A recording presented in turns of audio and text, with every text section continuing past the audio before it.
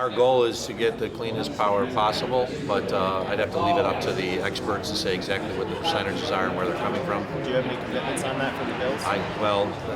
I am not going to state a commitment on the bills other than something that's released in the final documents, which we're still negotiating. So I would not sit here today and make a commitment on behalf of the bills when we still haven't finalized all the documents associated with construction. In the coming weeks, Erie County officials are poised to allow the future Buffalo Bills Stadium to effectively skip New York State's environmental review law. Activists and experts say doing so results in a lack of transparency and little consideration for the environment. The deal's major players, Erie County Executive Mark Poloncarz and the Buffalo Bills organization, would not offer further details. Their silence fits a pattern of stonewalling. Investigative Post has successfully sued Erie County and New York State to obtain public records before, and continues to be met with little communication. Community groups have called for more transparency from Poloncarz and New York State Governor Kathy Hochul. Still, the state and county refuse to answer basic questions. For the past several weeks, Investigative Post's J. Dale Shoemaker has been uncovering details of how the proposed stadium may impact the environment. After combing through over 1,000 pages of documents, questions were left unanswered. For Investigative Post, I'm Garrett Looker, and this is Reporter's Notebook.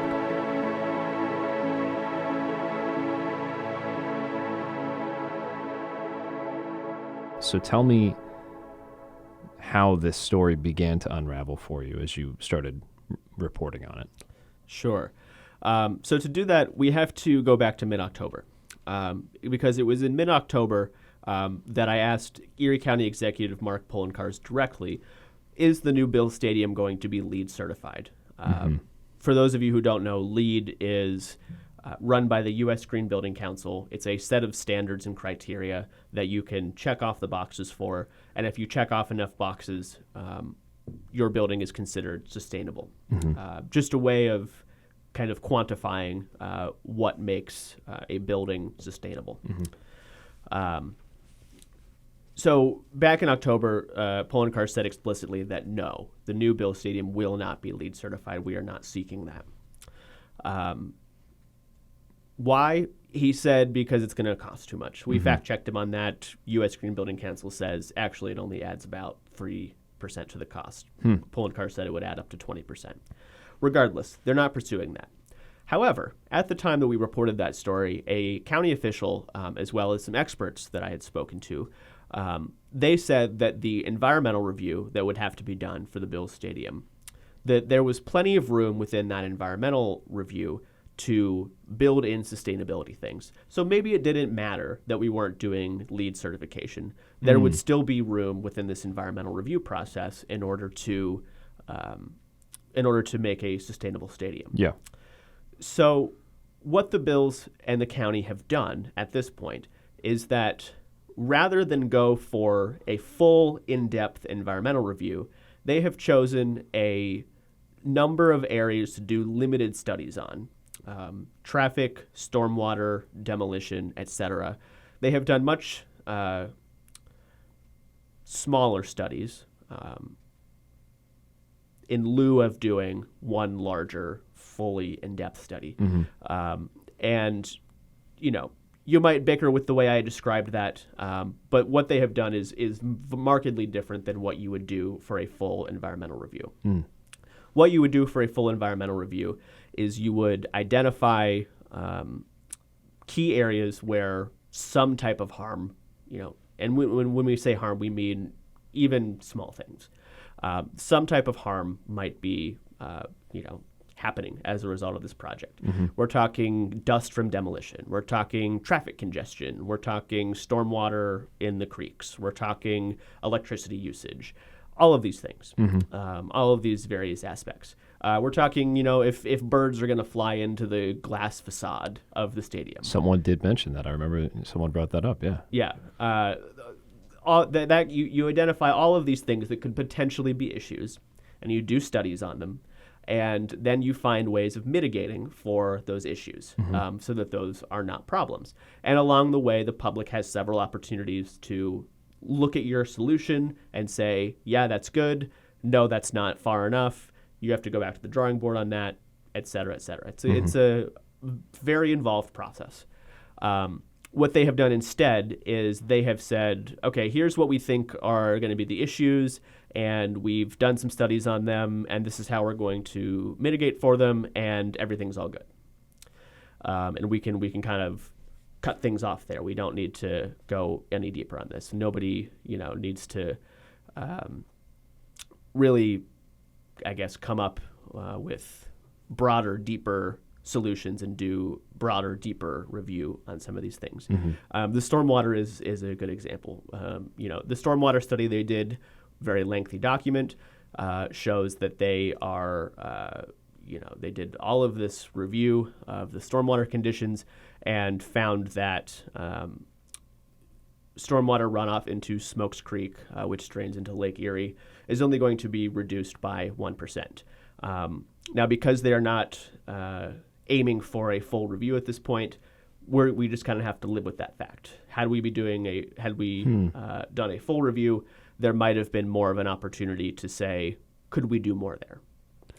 Oh, I see. Yeah. So that's kind of the state of play at this point. Yeah. Regardless, we have these more limited studies, and they've all been posted online. And so, because of what the experts said, that there might be some room to do sustainability in this process. Right. I went through and I read as much of those as I could. Now, I admit I did not read every single word of every single study. We're talking about thousands of pages of documents here. But I did skim all of them, and I did read some of them at full. So you really took a nosedive into thousands of pages of documents, huh? Sure. Wow. Yeah, and so did all of that, and what became apparent to me pretty quickly is that there are very few sustainability measures being built into the stadium. A couple of examples. The new stadium will use LED lights to reduce electricity. However, the new stadium will use more electricity than the old stadium. Okay. So not really sure what to make of that. Using energy saving, bulbs, lights, etc., but more electricity. Do we know what sort of questions came out of reading these documents? I mean, I know that you've mentioned energy, so what questions came when you're diving through all of these thousands of documents? Sure. So I came away from all of those with a number of things. Number one, what type of energy would be used to power the electricity? Right. It was not made clear in those documents and additional reporting that I did. I couldn't get an answer on this. We don't know if it's going to be coal-fired power, nuclear, hydropower, solar, wind, etc. Like, there's no comment, there's no indication at all? No. Really? And I've tried calling the service line owner as well as the energy provider. Neither of them would tell me. Really? County wouldn't tell me. Bills wouldn't talk to me as well. So we don't know. We don't know what type of electricity, if it's going to be clean power, dirty power. Another question, is the county happy with the stormwater numbers? I mentioned that one of the creeks is only going to see a marginal decrease in stormwater runoff, which again runs into Lake Erie. Is that good enough? Is there more that we could do? We don't know. I also wanted to know generally, is the county pushing for more sustainability? Is that something that the county is prioritizing? We don't know the answer to that question. And most importantly, I wanted to know why the county wasn't going to require the full environmental review. Right. Why they were going to accept these more limited studies. So after going through all these documents and you have a list of questions that that you need to find the answers to, what sources did you turn to have them answered? Sure. So after I kind of figured out what my questions were, I approached the county executive, Mark Polenkarz's, his staff, and I said, I would like to interview somebody about these questions. Right. And they came back and they said, no, you're not going to be allowed to interview anybody. Straight from the jump. So, I was annoyed, but that's happened to me plenty in my career. So, take your lumps and move on. So I say, okay, if you're not going to give me an interview, I would like to send along some questions, and you can answer my questions. They said, fine. Mm-hmm. I send along, I want to say 11 or 12 fairly specific questions, pretty long email. And they write back with a 1 or 2 sentence response that doesn't answer any of my questions. I write back and say, come on, guys. I need some answers to my questions Right. here. I'm asking you very specific things. I would appreciate specific answers to my specific questions. Right. They write back and say, we're not going to do that. At that point, I am even more annoyed because this is now 3 times that I have tried to get answers to my questions from the staff, and they have said no 3 times. So eventually I say, okay, well, let me approach the county executive himself. Perhaps if I am able to approach him in public somewhere, I can ask him some questions, even just for a couple of minutes, and he can answer my questions. I mean, it was at his budget press conference that I asked him about lead certification, and he gave us a straight answer on that. So we're told by his staff that he is expected to come back for a meeting into his office in about half hour to an hour. So you and I say, all right, great. We walk over to the Rath County office building. We did. And we head up to the 16th floor. Yes, we did. And we stood in the hallway and waited for Mr. Polenkars to come back from one of his meetings or be walking to another meeting or something like that. So we could stop and ask him and say, hey, can you give us 2 minutes of your time? Right. So we're there waiting for him in the hallway when the elevator dings, and up comes 3 officers from Erie County Protective Services, the security guards who stand in the lobby. And they say something to the effect of, what are you boys doing here? You can't stand in the hallway. And I say, actually, sir, you're wrong. We are allowed to stand in the hallway. We're reporters. We are here waiting for the county executive in between meetings, and we'd like to ask him some questions. Normally we get like notifications when media's coming in. So we didn't get any notification that media was coming in. I mean, this is a public building, correct? It is, but the thing about it is that the county executive has meetings. You can't just barge in and have a meeting with the county executive unless it's approved by the county executive to have a meeting with him. Well, I was hoping just to ask him a couple of questions in the hallway as he was heading in between appointments. Okay. I found it remarkable that standing in the hallway of a public building got the security officers called on us. Yeah. I have done much stalking of public buildings, looking for particular public officials in my career, and never once have I had a security officer call on me like that. Perhaps this is just the first of many times. We'll see. Anyway, so all of this happens. A couple days later, I go to the Erie County. You didn't get Polenkars in the hallway. He never showed, right? He did not show. Good, yeah, glad you mentioned that. Yeah, he did not show. We waited him out as long as we could. Right. Guess he was extra busy that Right. day. That happens. So a couple days later, I go to the Erie County Industrial Development Authority agency. They have regular meetings talking about subsidies and whatnot, and Mr. Polenkar sits on one of the committees. So I go to attend the meeting. Meeting ends. I approach Mr. Polenkars afterwards, and I say, Mr. County Executive, I've been trying to get a hold of you. I have a number of questions for you about the environmental review process of the Bills Stadium, and I'd like to ask you some questions. He says, there's a public hearing tomorrow. I'm not going to talk to you right now. Go to the hearing. You'll get your answers tomorrow. And we went to the hearing. So we go to the hearing. And one of the very first things that the county official in charge of that meeting, Bill Gary, I believe he's the Public Works Commissioner, one of the very first things he says is, you're not going to get any answers to your questions tonight. Straight from the jump. Straight from the jump. It was an opportunity for members of the public to offer commentary, but nobody was going to get any questions answered. Right. I found that kind of funny. So that meeting ends, and we approach the county executive. He does a small gaggle with reporters who are there. And at that point, I finally have a chance to ask him questions about why is the county going to let the stadium skip a full environmental review? Is this going to use clean power? Is there more that you could be doing on stormwater, or are you happy with what's there? Mm-hmm. And he would not give me straight answers on any of those questions. So why do you think, I mean, if you're going from person, and he wasn't the only person you asked for details that night. Who was the other person? Ron Rakuya, the Bills' point person on this stadium development, he was also at that hearing. We approached him. Mm-hmm. I'd been reaching out to staff members at the Bills, trying to get an interview with somebody as well. Hadn't heard back. So we approached Ron at that public hearing as well, and he says, "No, I'm not going to speak." I was hoping to ask you some questions about. No, sorry, not today. I'm just here, just watching. So. Yeah, we've been trying to interview you for a couple of stories. I was hoping we might be able to. Yeah, sorry, just not today. Thanks.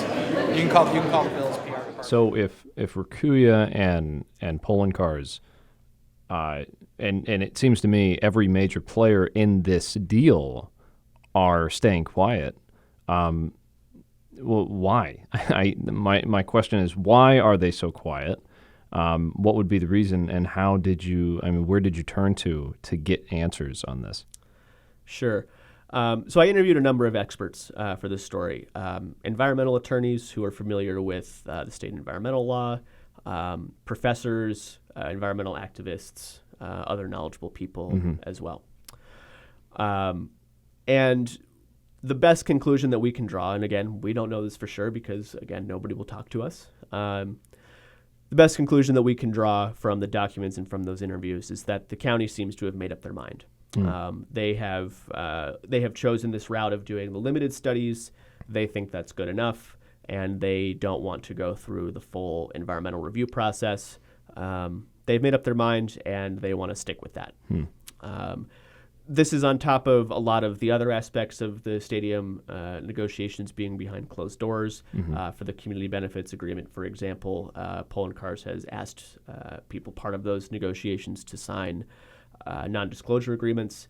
That has been subject to much criticism from both the legislature as well as community groups. So there's been a lot of secrecy regarding this process. We don't know all of the details, and we might not know all of the details until the very last minute. What are some of the experts saying about this? I know you mentioned that there's one specific person. Yeah. So I spoke with University at Buffalo Professor Emeritus Linda Schneekloth. She and other people I've spoke to said skipping this environmental review is inappropriate. And that the limited studies are not going to address all of the potential issues that are out there. Mm-hmm. So it's hard to believe that there will be no environmental impact from the stadium over the next 50 years that should be attended to. It's better than it was before, but I'm sorry, it wasn't very good before, and we should be setting ourselves a much higher bar about what is possible now in order to be able to improve that area rather than just not harm it so much. They could even stop right now and send this back to the architects and said, we want to have a really, classy Leeds building, and it would cost less, I'm sure, in the long run when you start talking about the life cycle of the building, than it would to just go ahead with what we're doing right now. So why does this really matter? Is this still about an NFL stadium being built, or is this also about government transparency and the lack thereof? Well, it's about both. Number one, as I think you might have mentioned, this is one of the largest projects in Erie County in recent history. You only build new football stadiums, every 50 years, every 70 years. Something like that. I don't know about 70 years, but decades. So this is quite literally a once-in-a-lifetime project. You and I probably won't be around to see the next built stadium after this one. Let's put it that way. Yeah. So this is a once-in-a-lifetime opportunity. And the experts that I spoke to said, this is a huge opportunity. They should be doing more to protect the environment. New York State, for example, there is not penalties or enforcement behind this yet, but they have said they have very aggressive climate goals to help prevent climate change. They want to wean the state off of fossil fuels and emissions. This would be the perfect time to address such questions in a project like a Bill Stadium. It is not clear that they are going to do that. They very well might be, but again, we don't have answers to a lot of these questions. Nobody's answering our questions. So this is a huge deal. This is a huge opportunity to do more for sustainability and to do more for the environment. And we don't know if they will be doing that. And as we have sought answers about whether or not they will do that, we have been stonewalled, and we have not gotten clear answers to those questions. Some of the attorneys I spoke with, for example, they also said this puts the county in potentially legal hot water. Really? If one of the attorneys I spoke to, Richard Lippis, he is a longtime environmental attorney, he said explicitly that not doing an environmental impact review opens the county up to lawsuits, and for people like him who know the law very well, it makes those lawsuits easier to win. So where does that bring us? I mean, what do you think the next point of reporting is, or are you done with the story? Well, we are not done with it. We are going to continue following the story. For example, the county legislature, they must take a vote probably sometime in December to say explicitly, yes, we're not going to do the full environmental review.